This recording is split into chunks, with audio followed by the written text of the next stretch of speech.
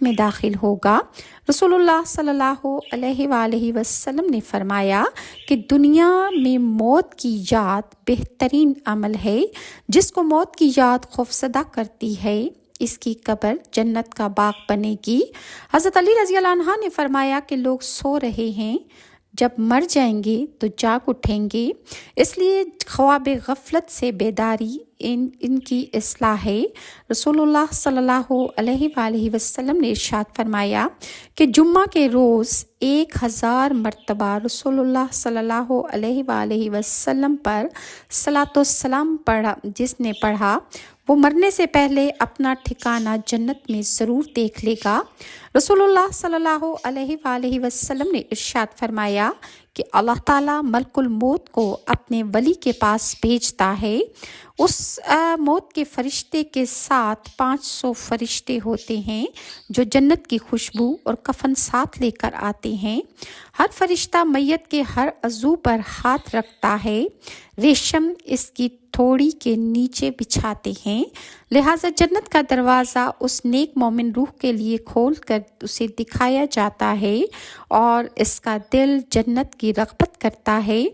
ملک الموت اس پر ماں سے زیادہ مہربان ہوتے ہیں کیونکہ یہ خدا کا محبوب بندہ ہے۔ اس کی روح اس طرح نکالی جاتی ہے جس طرح آٹے سے بال، لہٰذا فرشتے کہتے ہیں السلام علیکم ادخل الجنہ، اور کہ سلامتی سے جنت میں داخل ہو جاؤ۔ الغرض آسمان کا ہر دروازہ جس سے اس کا عمل چڑھتا تھا اور اس کے لیے رزق نازل ہوتا تھا، 40 روز تک اس نیک روح میت کے لیے روتے رہتے ہیں، مگر کافر کے لیے نہ آسمان روتا ہے نہ زمین، جیسا کہ ارشاد خداوندی ہے۔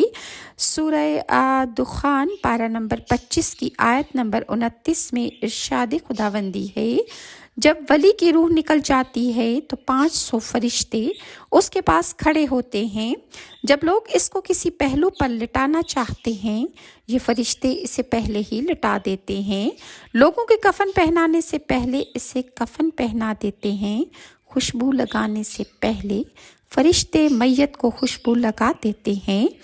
اس کے گھر سے قبر تک 2 قطاریں فرشتوں کی کھڑی ہو جاتی ہیں، لہٰذا وہ فرشتے قطار در قطار کھڑے ہو کر استغفار پڑھتے ہیں۔